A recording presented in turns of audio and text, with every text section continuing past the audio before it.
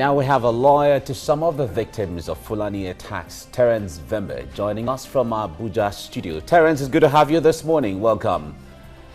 Now, can you give us a nature of some of these attacks generally to give us a background to how these things play out?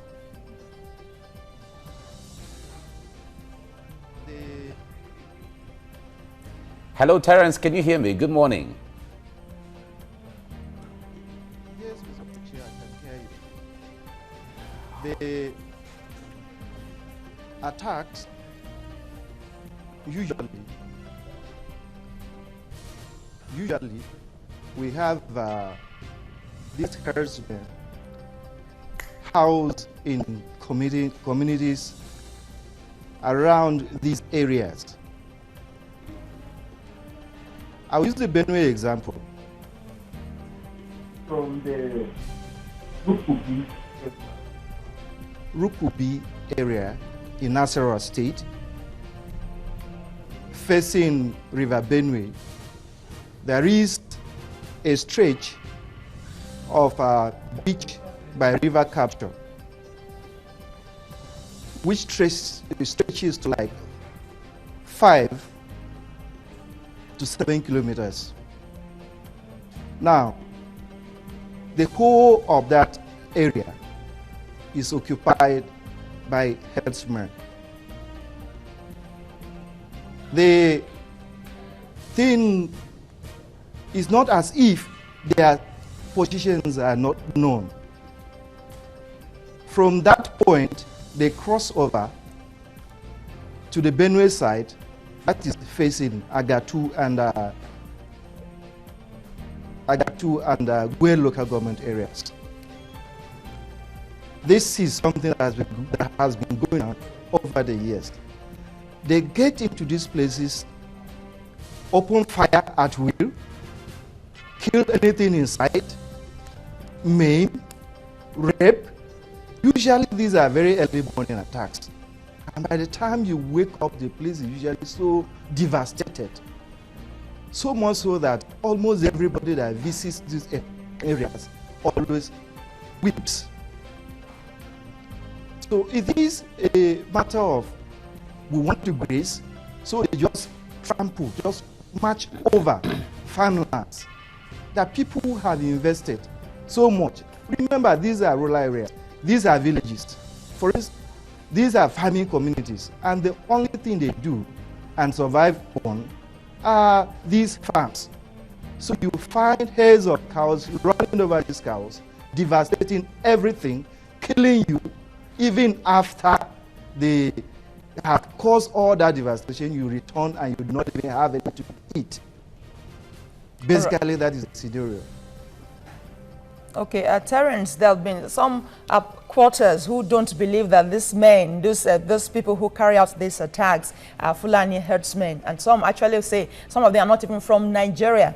Is there any way you've been able to determine that these are truly herdsmen and that these are Fulanis from this part of the world? Now, there is no time that the Fulani men have come out to say that we are not the people attacking. At every point in time, their leaders have come out to say we carried out the attacks. There's a recent case in point. After the Agatu massacre, the Inspector General of Police convened a meeting in Makurdi for stakeholders. Their leaders were at that meeting. They warned Ado Boderi openly on cameras and in full public glare, claimed that they attacked the Agatu and killed Agatu people because they had killed 10,000 of their cows. When Gwe West was attacked about 2014, they still came out at a peace meeting convened by the DRG then of police to say that they were responsible for the attacks. After these attacks, usually they convene peace meetings. they come there openly and say, this is why we attacked.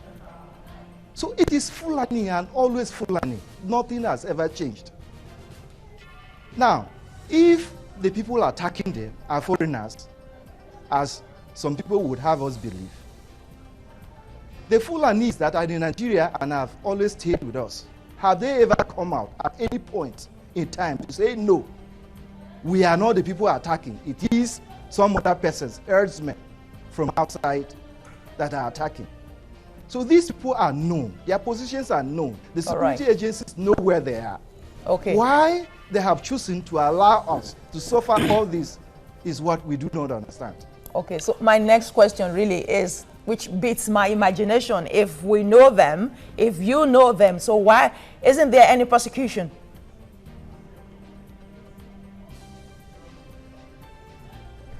The same way it beats my imagination.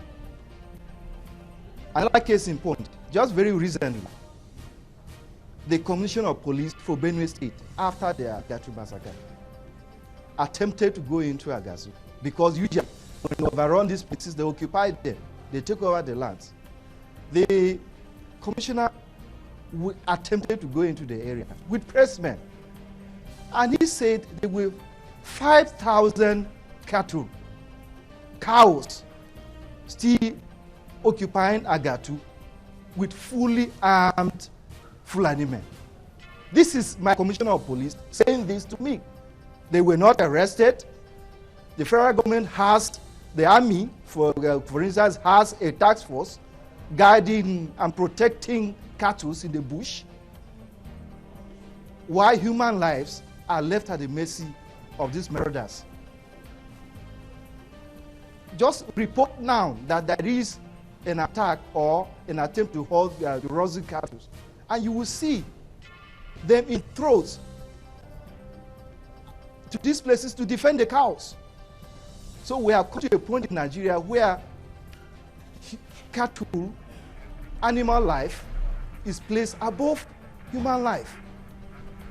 They know, the security agencies, the army, the police, they know, and they have always said that they know where these people are. All right, Terence, we'll come back to you shortly on this. Now, many communities in the north, central, southwest, southeast, and even the south-south have faced severe attacks allegedly perpetrated by Fulani herdsmen. Some of the worst states that are worst hit include Benue, Enugu, Taraba, Delta, and Oyo. Before we continue the discussion, let's try to understand why Fulani herdsmen will move from place to place. Now, the search for grazing land, water, favorable environment, and even weather for their livestock. Usually the weather is harsh in the north, so the move down south. Now, let's look at other issues. Why would herdsmen carry guns? Is one very big question there. Now, over the years, herdsmen have been known to travel far away from their own communities, carrying Dane guns, bows and arrows, machetes and swords for protection against attacks by animals and, in some cases, cattle rustlers. But today, the story is different as they carry more sophisticated weapons, often used by the military. This action calls for more questions regarding gun and weapon possession and licensing in Nigeria. So why would herdsmen carry sophisticated guns? Not that some persons are already calling for a ban and restriction on their movement. One wonders if meat will be readily available in the market. Let's examine some of the benefits derived from rearing cattle. Edible products like beef, milk, yogurt, and even butter are just a few of the products we get from cattle. Okay, now let's have, you're still on TVC Breakfast. Now let's have Lara Suraj join us now on Skype. Lara, it's good to have you on this morning. The story of herdsmen attacking people in different states of the Federation, in different communities, has been on the papers the past few weeks. What has been your assessment of this development the past times? It is actually a very challenging situation for the country. It is most unfortunate.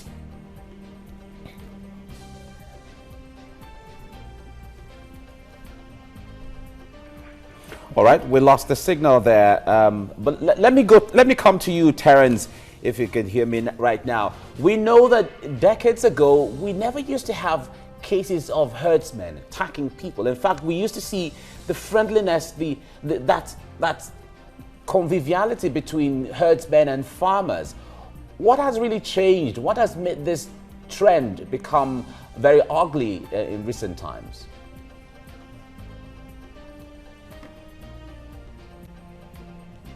It's what I also find very difficult to understand. In the past, the Fulani people we knew used to carry sticks, just canes to control their cattle. Fulani people we knew used to come to our villages with their children, with their wives, with everybody in groups. The Fulani people you are referring to, in the years past, those ones, they speak your language, you relate, you eat the same food.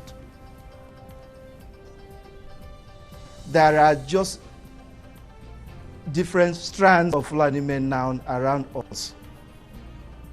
These are criminals. They are terrorists. And we must treat them, accept that this is where the country is under siege, and accept that as such. Interestingly, the IGP has said in the past that these Fulani men are from Mali. He said that in Ondo State at the stakeholders meeting in February. The Minister for Interior also said that they are foreigners that are invading our lands. Now, we need them to stop this foreign aggression if they believe that they are foreigners. We believe that it is just another extension of this Boko Haram terrorism. The escalation and use of weapons coincides with the emergence of Boko Haram.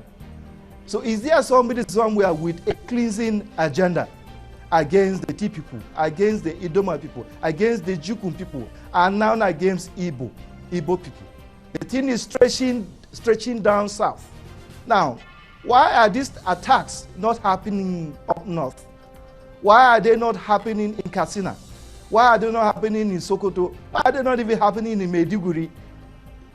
Why must it be in some areas that are targeted? Why does these attacks happen only when the planting season sets in? Wait after planting season, they will disappear and come during harvest season. Is somebody deliberately trying to pull down the economy of these regions?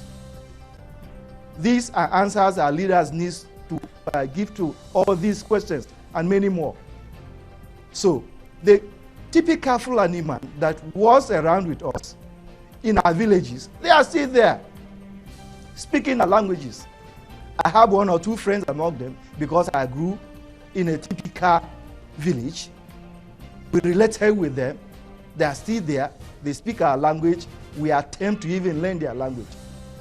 These ones that are coming now are sponsored. There is a deliberate agenda for cleansing. There is a deliberate agenda to take over our lands and occupy them.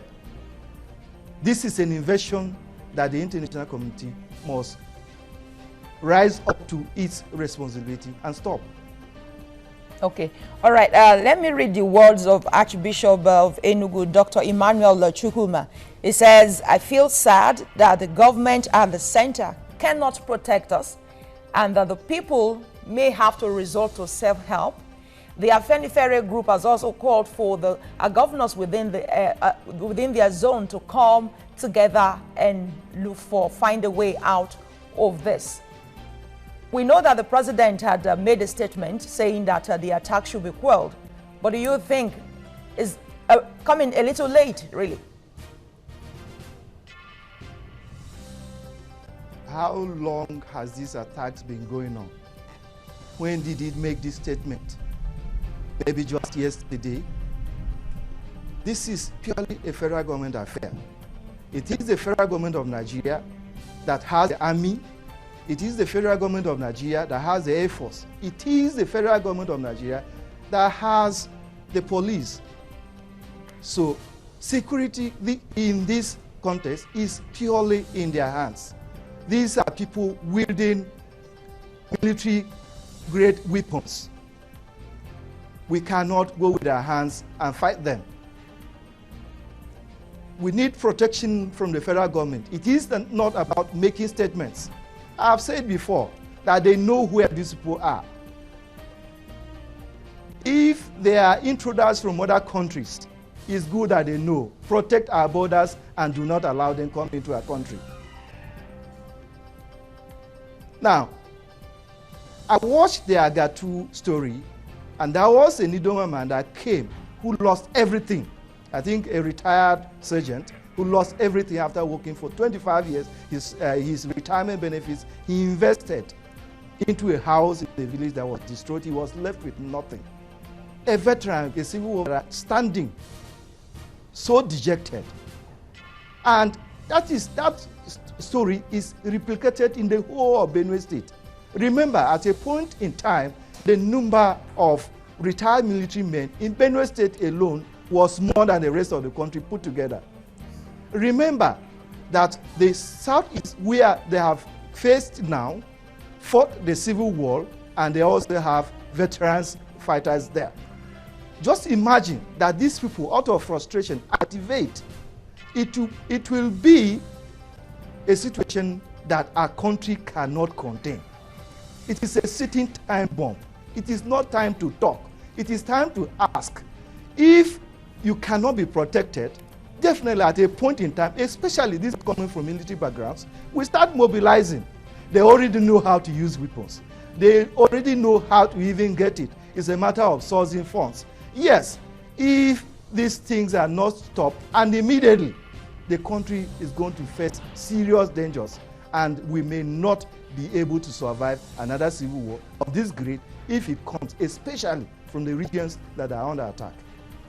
All right, Terence, we're still on this, and we also expect to reestablish our links with Lara Suraj, who was joining us on Skype earlier on. Well, we've been expecting the Serikin Fulani, Mohammed Kabir Laba, to also join us on this discussion to throw more light from the other perspective. But viewers on TVC Nigeria can continue with TVC Breakfast on Concert Channel 190, DSTV Channel 418, GoTV 45, ACTV 510.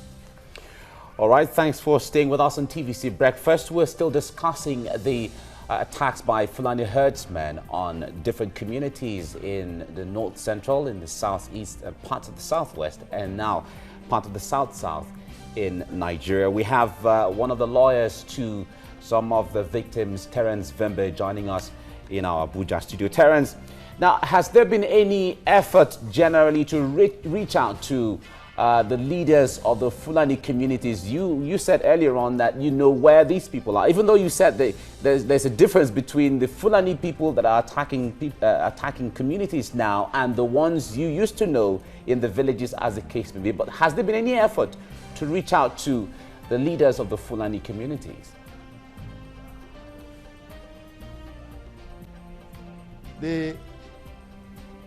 Like I said before, usually immediately after these attacks, you find people calling for peace meetings. There have been meetings in the past, even in the wake of these current attacks. Now, these leaders have always shown up. They come there, they give reasons why they are attacking. They have never shied away from it. They have always accepted we are the people attacking. I gave a case in point. In the presence of the idle cows were killed. That is why they attacked. These people, like the Magban, the Metiala, that they formed since 1972, they have been there. They relate with us. In the wake of these attacks, they come, they speak for them. They are known. They admit to crime Why nobody has ever been arrested and prosecuted or even at least investigated is what beats the imagination of anybody. And that is why some of us may even tend towards believing the conspiracy theory. They are not hidden. They have always. They are a registered association. Very unfortunately, our present commander-in-chief of the Nigerian Armed Forces, whom I love so much, is their grand patron. He has spoken for them in the past. I remember there was a time he went over to Ladoja, then governor of Oyo State, and complained that his people are being attacked. So we know their leaders, from the grand patron, Mr. President, down to the least. They have always come out and identified themselves. Okay. They are known. We have always reached out to them. They are there. All right, let's talk about just this Enugu attack that just took place a couple of days ago. There were reports that they got a wind of that attack and that the security men were alerted even before the attack took place. And tied out to what happened in Taraba some time ago, where some policemen were called during the attack and they complained about bad roads and that they couldn't access the village. Do you think the lackadaisical attitude of the security operatives is also exacerbating these attacks? Very well so. Very, very well so. The Enugu issue, I read a story on Saturday that said, look, they got wind of these attacks, impending attacks. There was a meeting convened between the Fulani elder leaders and the communities, and they promised that they will stop the about 500 herdsmen that were coming to attack from Nasarawa State. I read it and I was wondering, is anybody doing anything about this? Then on Monday, from the same source, the same newspaper, they came up again that these attacks were there in the early mornings. The security men have always known that these attacks are coming up. There is a traditional ruler in Benue State. Chief Ayo Abonse has always written to government. I've seen letters that he wrote to the DRG. Then I've seen letters he wrote to the government. I've seen he wrote to security agencies warning that these people, this and this is where these people are staying and that they are coming. And these people always came at these points. They came and attacked. So it's seeming, it's not even ineptitude. It is deliberate. Somebody is just shying away from his responsibility and not living up to his responsibilities. You cannot give excuses. You have a duty to protect the lives of Nigerians. If you choose to go and form a task force that will protect lives of cows in the bush above the lives of Nigerians, then it is unfortunate. It is something that we must condemn, and security agents must rise to their responsibilities. Okay, all right. We know that the House, Vembe, we know that the House has summoned the DSS and summoned DSS, DG DSS over this attack. You remember just before this particular attack, there were allegations and reports that the DSS DG made some inflammatory statement about the shallow grave and said that those people that were killed and buried inside the shallow grave are Fulani men, and questions were asked. Was there some kind of DNA test conducted to determine that those people buried in the shallow graves were Fulani men? And just after that, this attack. So little wonder that the House has summoned the DG DSS, and some people have called for him to be sacked.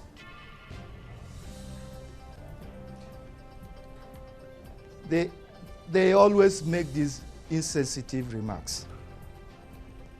In the wake of the Agatu attacks, IGP Solomon Arashi was in Benue State. The man did not go to Agatu. He sat him according and said that he has not seen the corpses of 300 Agatu people killed, that the numbers were exaggerated. So this is not the first time they are making this kind of insensitive statements. And that is why some persons in some quarters continue to feel that this is a conspiracy. They are giving credence to this story. They are making it look that actually there is a conspiracy to eliminate certain tribes in Nigeria. And honestly, if several hundreds of lives are lost and a public officer goes to make this kind of inflammatory statements, he should even resign immediately. He should not even wait to be sacked. If he has not resigned, Mr. President should take immediate steps and remove them from office. They are not worthy to be occupying these positions if they cannot protect our lives. That is the only reason that they are employed, that we pay tax from where they are paid their salaries. All right. Now, Terence, we know that several people have been displaced from this attacks by Fulani herdsmen. What is the condition of people who have been displaced? Can you give us a picture, a scenario of how they're living and how they're coping with life? That is the most devastating aspect of these attacks. These people typically are housed in primary schools. The primary schools themselves are very, very dilapidated. Now, you find hundreds of thousands and thousands of people living in these camps. I've had the privilege of going with friends and people that care to pay visits to these IDP camps and donate the little that we can do. The federal government has not contributed a penny to the upkeep of these people. I wept when we were at a camp in Anune and a lady gave birth.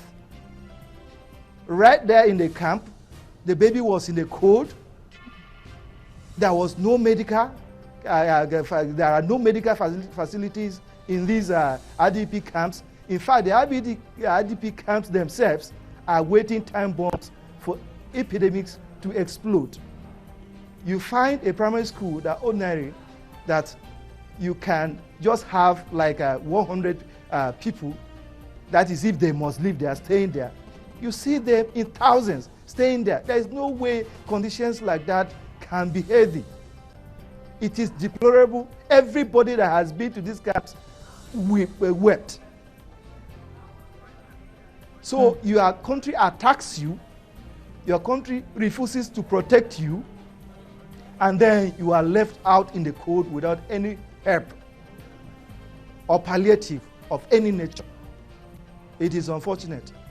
We even understand that some of those IDP camps will be closed very soon. We don't know if any of the Fulani herdsmen victim of a camp falls within this particular camps that may be closed very soon. But the question really is, will at some point are these victims willing to go back home? At every point they are willing. For instance, the only way they survive is on subsistence farming. If they do not go now to prepare the lands for the rain to farm, what are they going to eat in the next year? How are they going to survive? It is only from these few crops that they are able to get, the little they are able to get from feeding themselves, the excess that they go to sell and pay school fees of their children. It is from there that they are able to clothe. These people, the only thing they do is farming.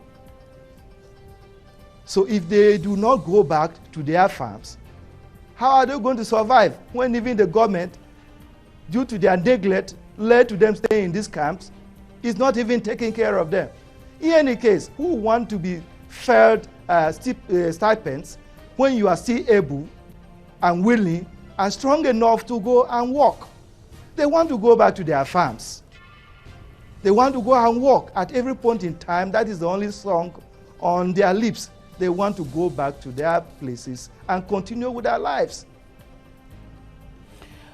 All right, Terence, you have been on ground there. Before I bring in Wale Fakile to give us updates on this, now, has the government of Benue State and Taraba State done anything specifically for these people, considering the condition and the picture you have painted for us about the people who have been displaced from this attacks? There are attempts, there are efforts, and by the way, we must commend them. Because I know, for instance, in Benue State, the State Emergency Management Agency has been trying, but there is just a limit to what they can do. The scope of these unfortunate incidents is just way beyond the state governments, and they have not hidden. They have always come out to say, look, if the federal government does not help us, we do not have the capacity to take on this. Even the UN representative, after visiting Benue State, said it, that look, that beyond Nigeria, even if the international community does not come to the aid, it will be very difficult to rebuild these places and to cater for the IDPs. So yes, the governments, to an extent, are doing it, but the situation is just overwhelming. There is no way they can cope. We need our commander-in-chief to go beyond belated statements and put actions. Nigeria is sitting on a time bomb for epidemics, a time bomb for a civil war that we do not pray for, God forbid, but we must act immediately. The governors are just not having the capacity to deal with this situation. Let's look at the way forward now. There's been quite a number of suggestions. Some have come up with private ranches. How can the government really put an end to this crisis?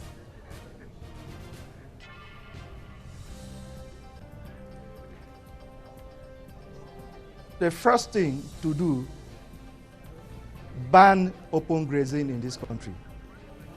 Criminalize it. Do not allow anybody carry cattle around. That is a cake. It is outdated. It is unsustainable in present-day Nigeria. It may have been in post-colonial, in pre-colonial and immediate post-colonial, but it is no longer sustainable. Now, I keep wondering, I wonder every time this thing comes up, why is a cow being our problem? Uruguay has cows outnumber human beings by 4 to 1. There are 12 million cows in Uruguay. The population of Uruguay is only 3 million. Yet, they are the #1 cattle farming country. And why are they #1? It is because they have embraced modern cattle rearing. They have ranches.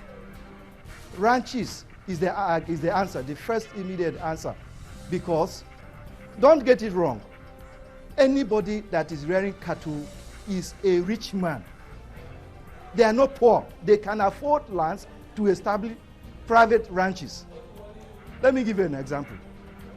If in every state, just 100,000 families eat 10,000 worth of beef in a month, that will be 1 billion naira per state in a month. That we are talking about 36 billion plus Abuja, 37 billion naira in 1 month. If only 1 million people in one state eat just 1,000 naira worth of beef in a month, you are talking about 1 billion naira in 1 month, another 37 billion. All right. So anybody dealing in this is not a poor man.